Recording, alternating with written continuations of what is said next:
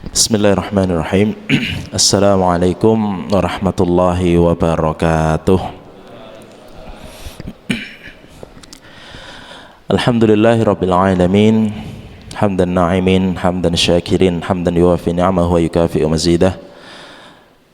Rabbana lakal hamdu kama yanbaghi li jalali wajhikal karim wa 'azimi sultanik. Asyhadu an la ilaha illallah wahdahu la syarika lah. Wa asyhadu anna Muhammadan abduhu wa rasuluhu la nabiyya wa la rasula ba'dah. Allahumma salli wa sallim wa barik wa an'im ala habibina wa rasulina Muhammad wa ala alihi wa sahbihi ajma'in. Amma ba'du. Subhanaka la ilma lana illa ma 'allamtana innaka antal alimul hakim. Rabbi syrah li sadri wa yassir li amri wa hlul 'uqdatam min lisani yafqahu qawli. Bapak Ibu jamaah dimuliakan oleh Allah Subhanahu wa taala. Insyaallah hari ini kita masuk ayat yang ke-114 nggih. Wonten ayat 114 dari surah Al-Baqarah. Monggo sarang-sarang kita wiwiti ganti maos satu ayat menika nggih sarang-sarang atas biasanipun ngikuti kula saya dulu lajeng diikuti para jamaah sekalian. A'udzu billahi minasy syaithanir rajim. Monggo. Billahi minasy syaithanir rajim. Bismillahirrahmanirrahim.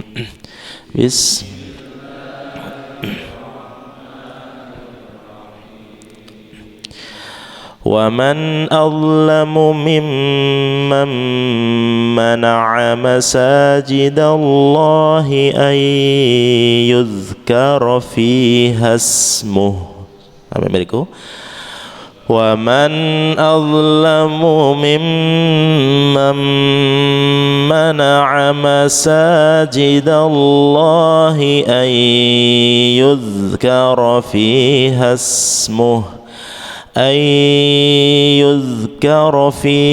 ismuhu wa sa'a fi kharabiha يذكر فيها اسمه وسعى في خرابها أولئك ما كان لهم أن يدخلوها إلا خائفين أولئك ما كان لهم أن يدخلوها إلا خائفين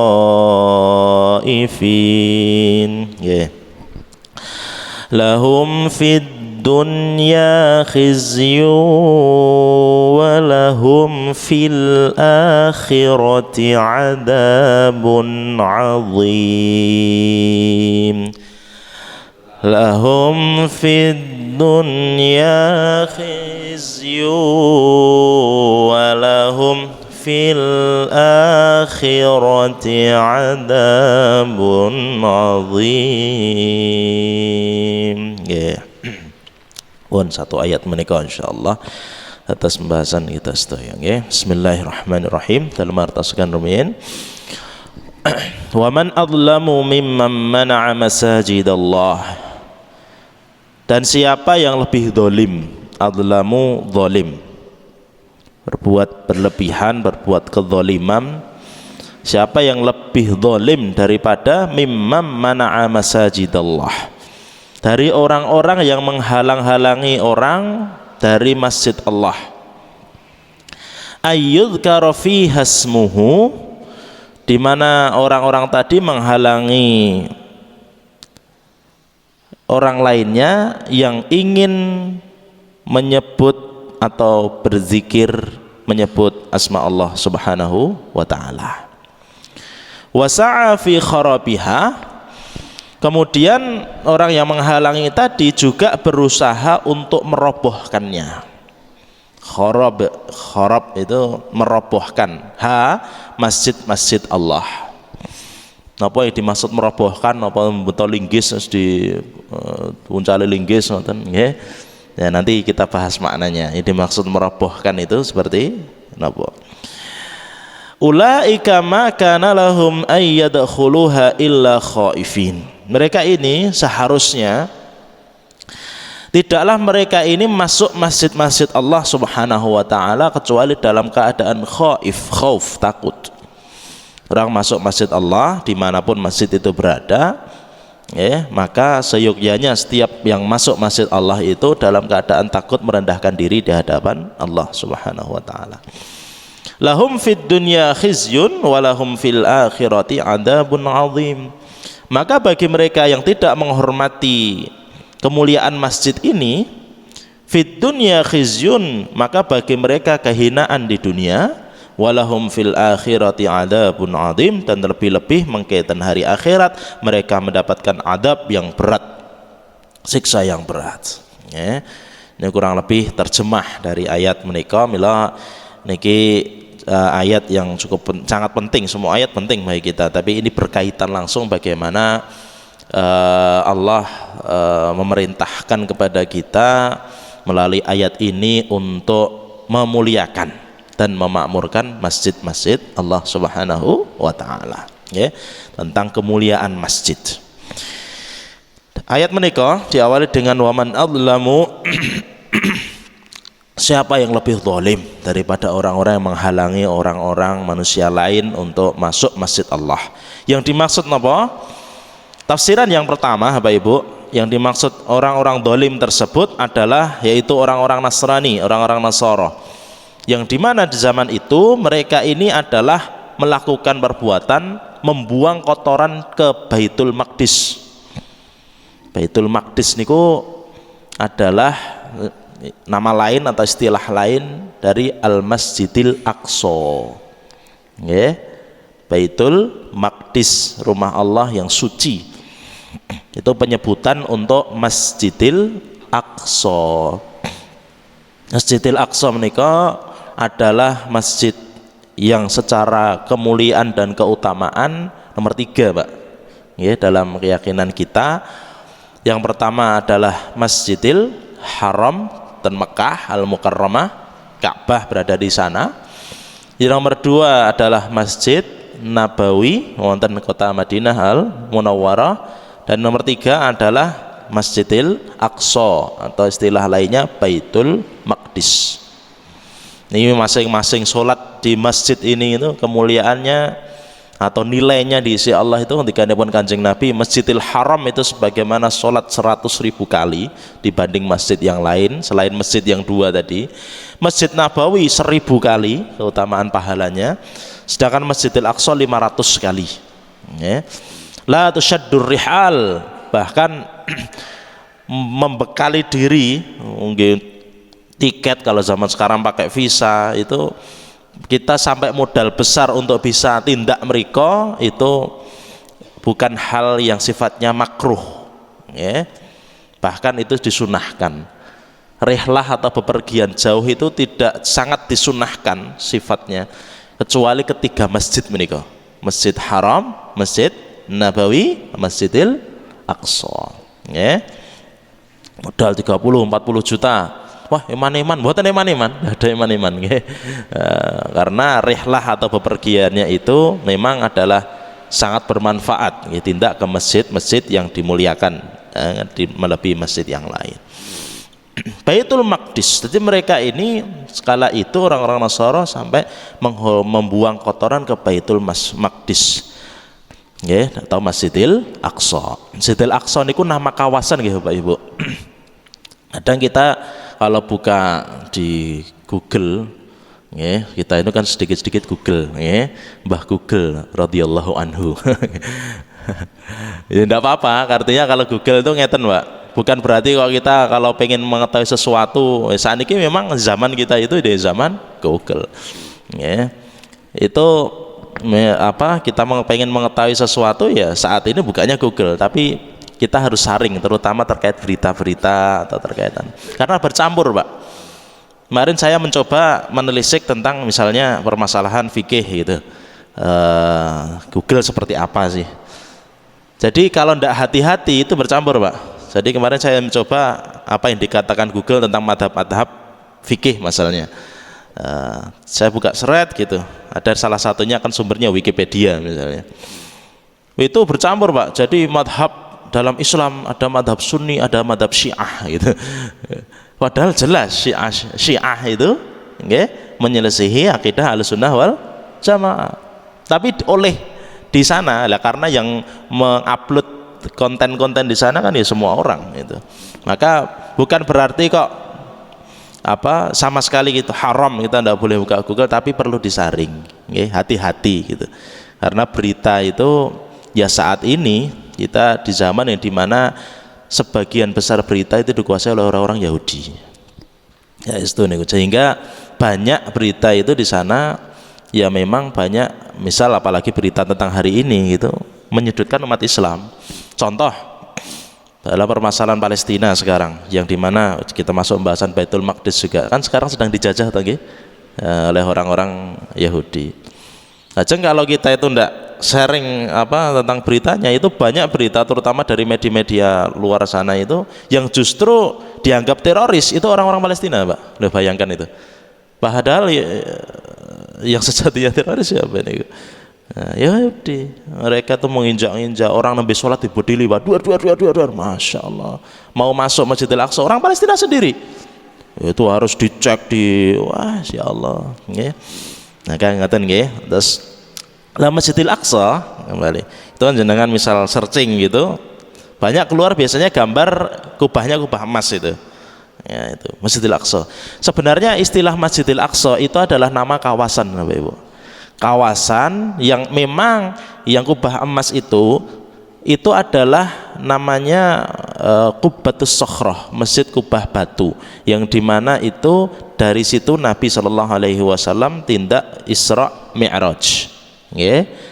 Masjidil Aqsa itu bukan satu-satunya itu, tapi kawasan di sekitar itu nama asmanipun Masjidil Aqsa.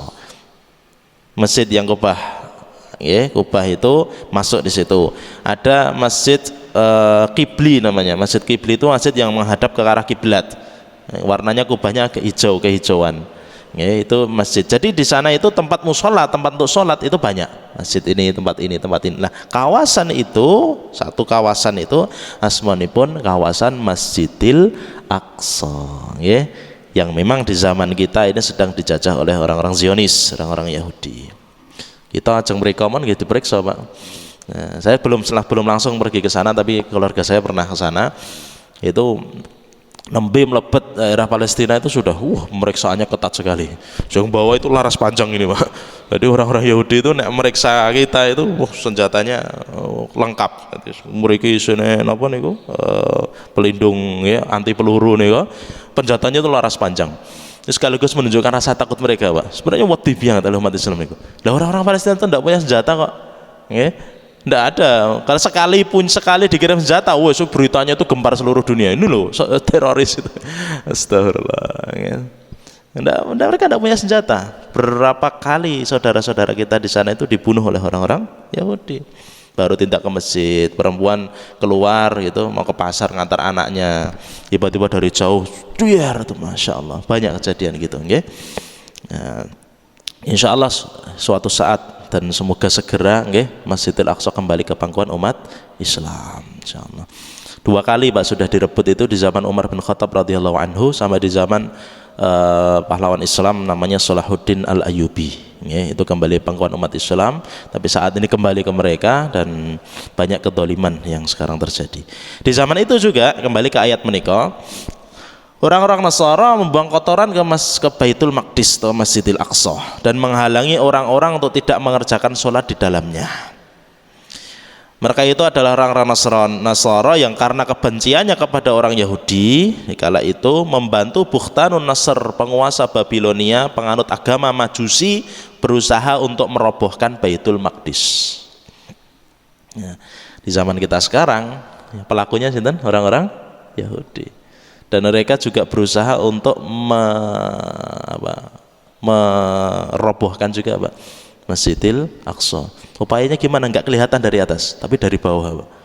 Itu dirong-rong luar biasa itu. Makanya jangan ya semoga tidak terjadi gitu aja. Tiba-tiba bles gitu, ya, hilang semuanya, bisa terjadi itu. Ya. Dan mereka jelas mana'a masajidallahi ayyudhkara fiha ismuh, menghalangi orang-orang untuk masuk masjid Allah dalam rangka berzikir di dalamnya, dalam rangka sholat dan ibadah di dalamnya. Sekarang dipersulit, ajeng Jumatan dipersulit, ajeng sholat taraweh kemarin pas bulan puasa atau bulan Ramadan dipersulit, pas nembe sholat ditembaki itu. Okay. Itu yang peristiwa sekarang ini, dari hari ini atau di zaman kita ini terjadi. Lajeng tafsiran yang kedua, yang dimaksud kalau tafsiran yang pertama tadi tentang Baitul Maqdis atau Masjidil Aqsa, tafsiran yang kedua dari ayat niki adalah mereka yang dimaksudnya orang-orang musyrik yang menghalangi Rasulullah SAW bersama para sahabatnya masuk ke kota Mekah pada saat terjadinya peristiwa Hudaybiyah. Dados di tahun itu Kanjeng Nabi bersama para sahabat niku ajeng tindak ten Masjidil Haram ke kota Makkah untuk menunaikan ibadah umroh. Rombongan saking kota Madinah. Ajeng masuk ke kota Makkah, lah orang-orang musyrik ini menghalangi, tidak boleh masuk. Akhirnya Nabi menghindari peperangan dan kemudian di tahun itu terjadilah peristiwa perjanjian Hudaybiyah. Hudaybiyah itu daerah di sekitaran luar kota Makkah Pak, jadi belum masuk kota Makkah. Sampai saat ini tempatnya itu masih ada. Di tempat itu kemudian melakukan perjanjian, di tahun ini sudah kami tidak masuk, tapi nanti di tahun selanjutnya. Kala itu sahabat juga sangat bersedih tentunya, ajeng tindak, sudah siap-siap ajeng ibadah umroh, bahkan sudah berihram gitu, mau masuk kota Makkah, orang-orang musyrikin menghalangi, tidak boleh masuk. Inilah yang dilakukan mereka. Maka merekalah orang-orang musyrik ini yang dimaksud oleh Allah Subhanahu wa taala. Mereka ini orang-orang yang menghalangi orang lain, orang-orang muslim untuk masuk masjid Allah Subhanahu wa taala dalam rangka beribadah di dalamnya. Maka siapa yang lebih zalim dari itu?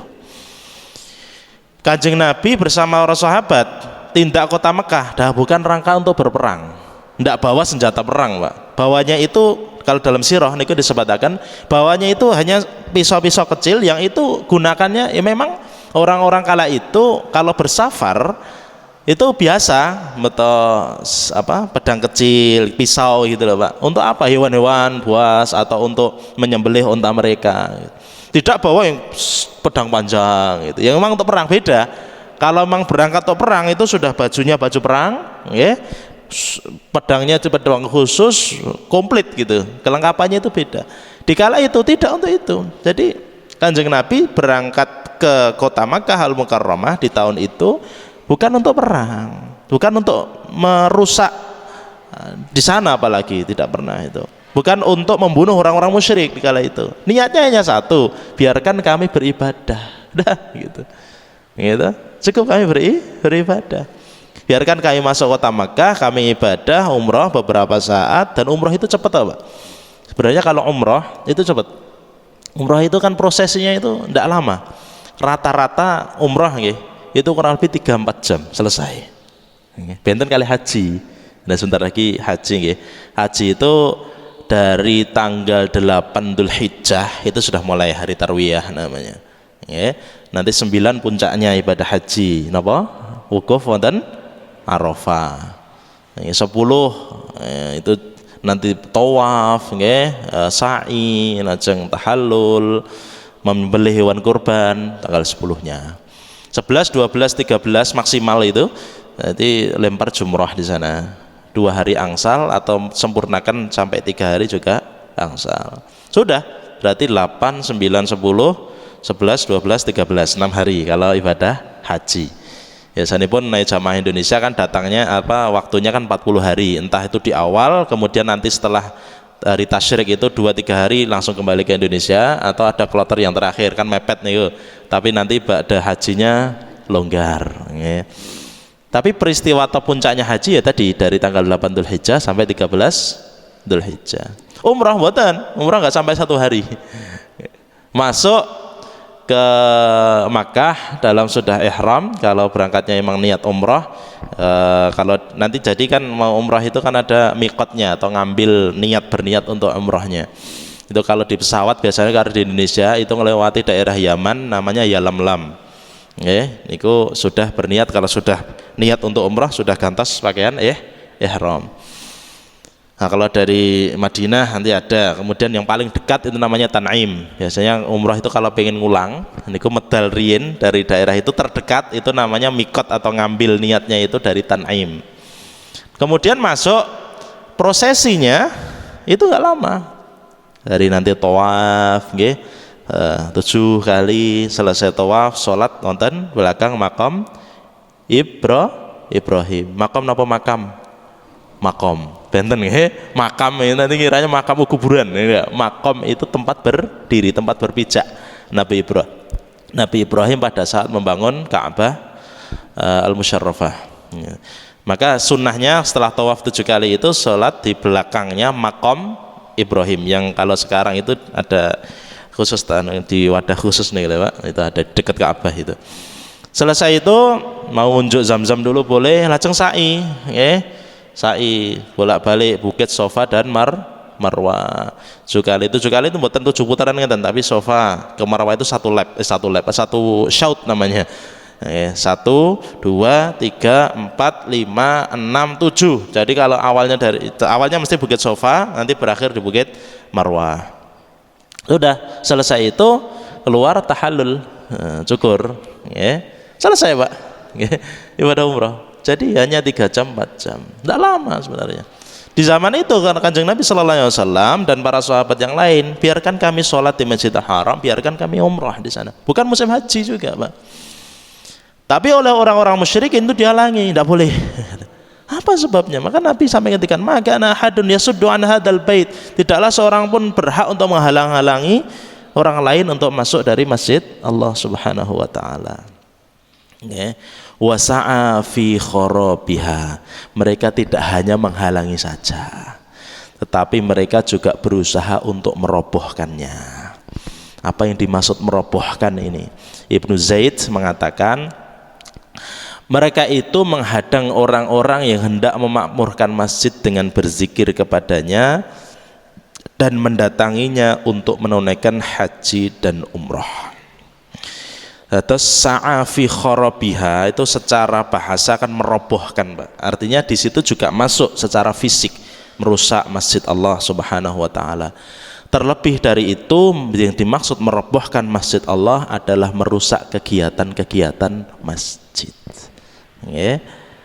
Merusak kegiatan masjid. Masjid itu fisiknya bagus misalnya, tapi kosong dari kegiatan, itu juga yang dimaksud oleh sa'a fi kharabiha, yaitu merusak kegiatan-kegiatan. Ini terjadi Pak kalau di daerah sekarang di Timur Tengah misalnya, itu di Mesir belum lama dulu, pas kemarin sempat ramai politik itu salah satu hal yang sangat disayangkan itu kajian masjid itu dibubarkan Pak.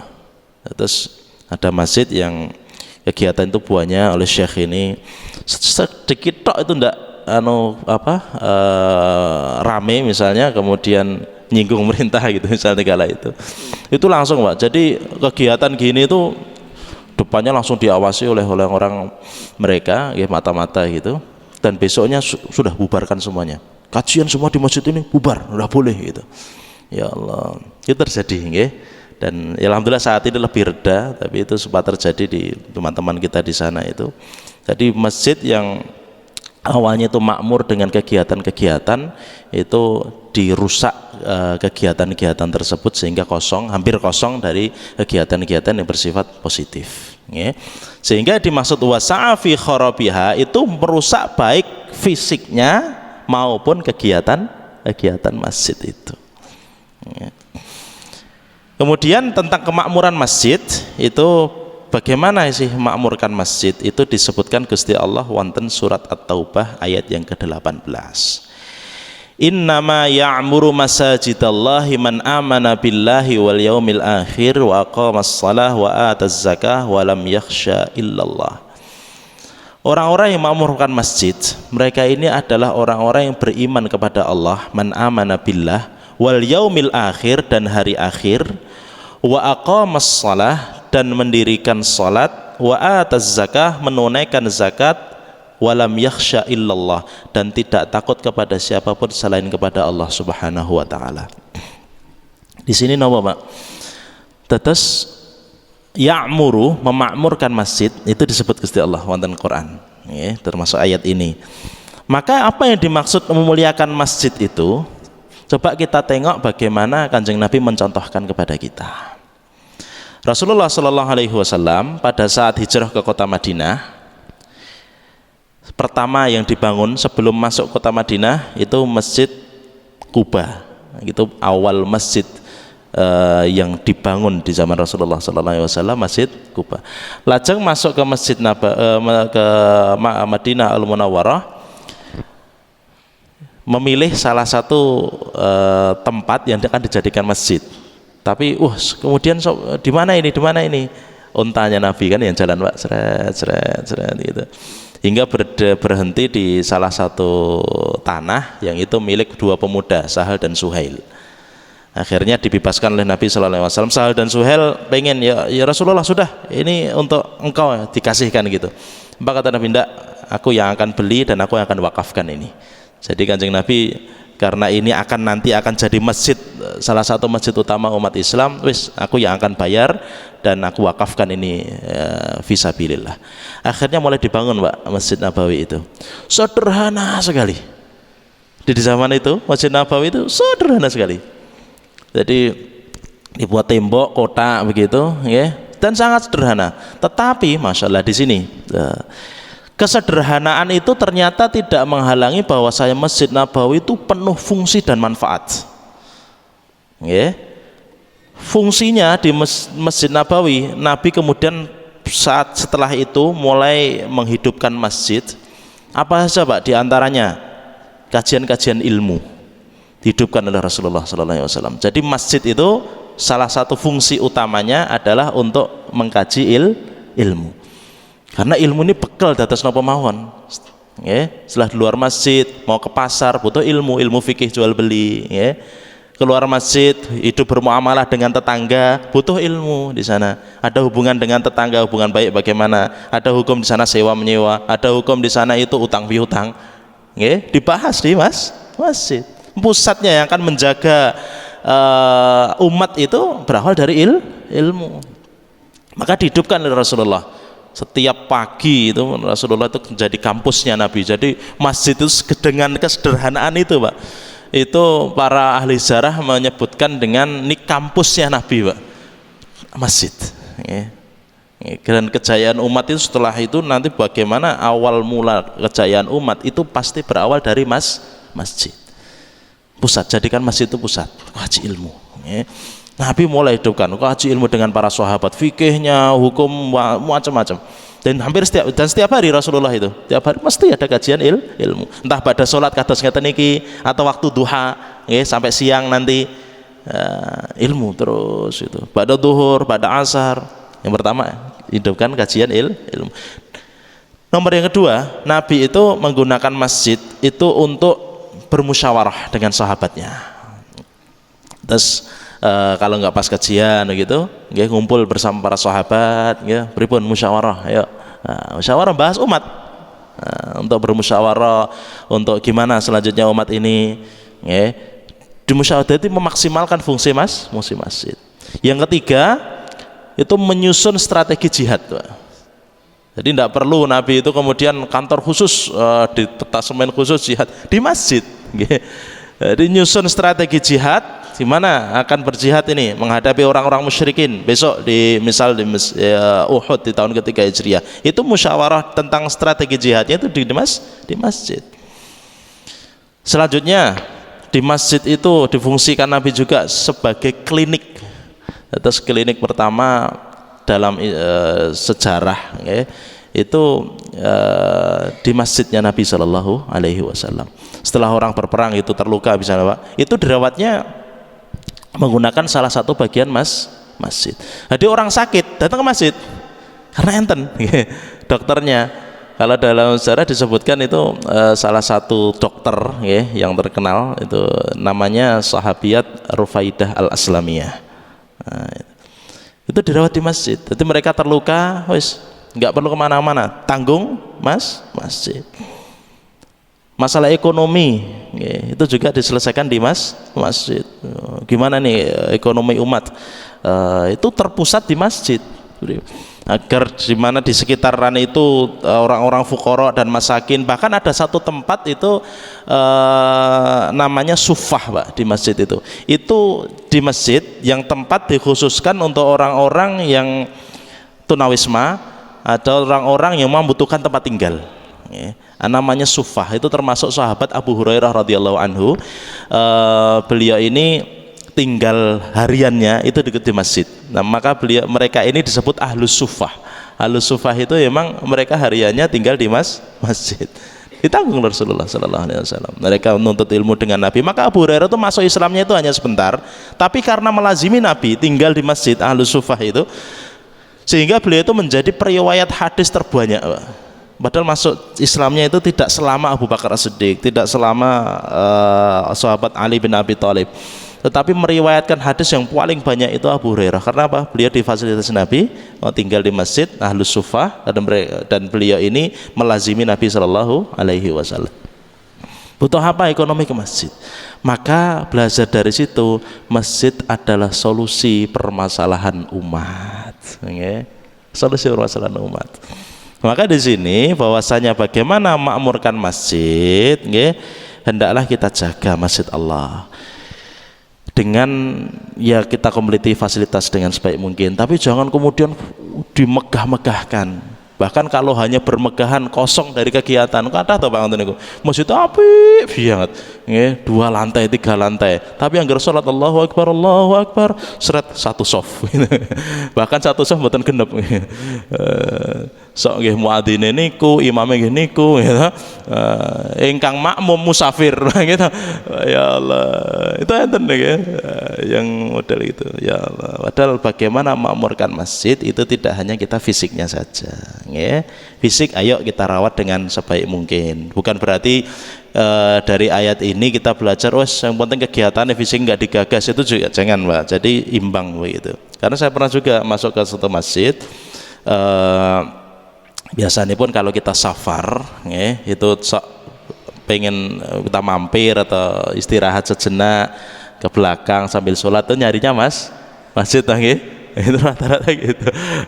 Kan dibutuhkan itu mampir gitu. Saya pernah mampir ke satu masjid, ajeng ke belakang itu aja set buka, waduh gitu, untuk kotor gitu, mboten nate disikat. Masjid kamar mandi itu Pak, kayak nggak pernah disikat berapa minggu gitu. Waduh, astagfirullah. Jadi ya Allah gitu. Maka masjid jadi fasilitas bahkan welcome untuk siapapun. Monggo kita amal nggih, termasuk masjid syukur ini. Karena saya pernah dengar masjid itu dihampiri wong-wong tinggi nguyuh tok gitu. Ya ndak apa-apa, Pak. Gitu. Ya ndak apa. Loh, Masya Allah, satu orang itu nuwun sewu kebelet nggih, mau ke belakang. Oh, bingung terus ngampet nih Pak. Apalagi di jalan gitu. Surah dan pernah mungkin safar gitu ya naik mobil. Wes pengen ke belakang. Wes itu nuhane susah. Gitu. Itu kemudian ada masjid. Wah, alhamdulillah kepanggih masjid. Ternyata masuk situ kok bersih, Masya Allah bersih itu. Bisa ke belakang, itu berapa pahala panjenengan Pak? Menyelamatkan orang dari itu. Lah kalau tidak ada masjid terus harus di mana? Maka dari itu monggo kita buat masjid ini welcome untuk umat. Walaupun memang nek dipakai banyak orang itu reget, ya diresiki ngoten mawon. Kalau itu memang kotor ya dibersihkan. Memang masjid itu adalah untuk dari umat untuk umat. Nonton Pak, maksud saking kurang welcome-nya itu kamar mandi kunci dan grek tidak hanya dikunci Pak, ngajengi tambah gerbang, belum gitu, gerbangnya digembok malah. Berarti orang mampir tuh, ki piye masuk masjid iki ngoten sakit. Kalau sini ndak insyaallah ya. Kita syukur kan terbuka ya. Orang mampir ke sana ke belakang ya. Ya sok ada injakan kaki kotor ndak apa-apa ya. Ya kan ada marbotnya. Gimana lah ya ditata untuk manfaat nggih. Maka insyaallah siapapun yang makmurkan itu bersedekah untuk masjid nggih, kemakmurannya, fasilitasnya, kebersihannya monggo nggih. Dari fisik kita buat senyaman mungkin, se-welcome mungkin nggih.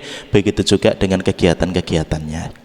Ya, maka kalau dua itu insya Allah dihidupkan dengan sebaik mungkin, itulah yang disebutkan Allah, innama ya'muru masajidallah, yang makmurkan masjid-masjid Allah subhanahu wa ta'ala, mereka yang beriman pada hari akhir, mendirikan sholat ya, dengan berbagai kegiatan yang bermanfaat, maka di masjid itulah maka orang nyaman di situ ya. Senyaman mungkin, tidak harus mewah ya. Masjid itu tidak harus mewah ya, tapi manfaat, nyaman dan manfaat.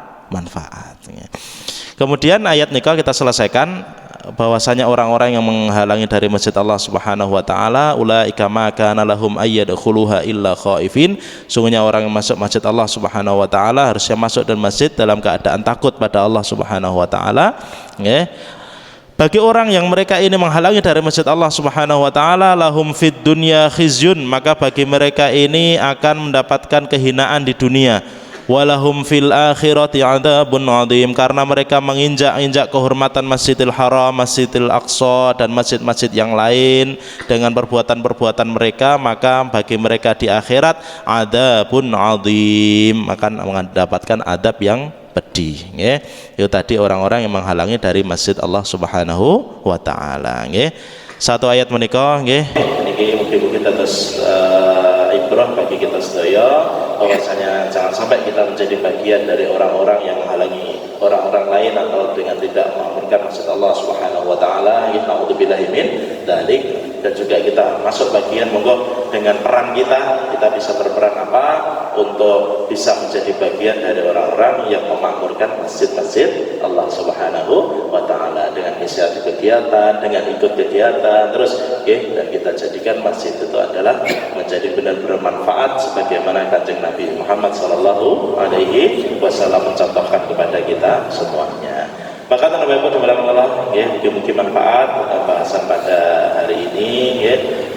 Insyaallah nanti akan kita lanjutkan pada ayat yang selanjutnya, ayat 115 insyaallah pada pertemuan yang akan datang. Yang terhormat dan yang pengampunan, kita tetap bersama dengan hamdalah bersama-sama. Alhamdulillahirabbil alamin. Doa kafaratul majelis. Subhanakallahumma bihamdika asyhadu an la ilaha illa anta astaghfiruka wa atubu ilaik. Wabillahi taufiq wal hidayah. Wassalamualaikum warahmatullahi wabarakatuh.